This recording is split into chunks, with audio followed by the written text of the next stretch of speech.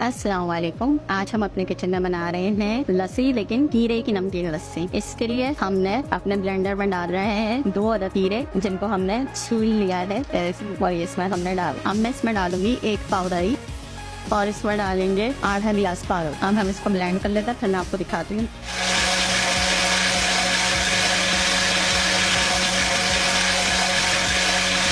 ये रहे, मैंने इसमें नमक भी डाल दिया था, 1/2 टीस्पून। तो हमारी खीरे की लस्सी तैयार है।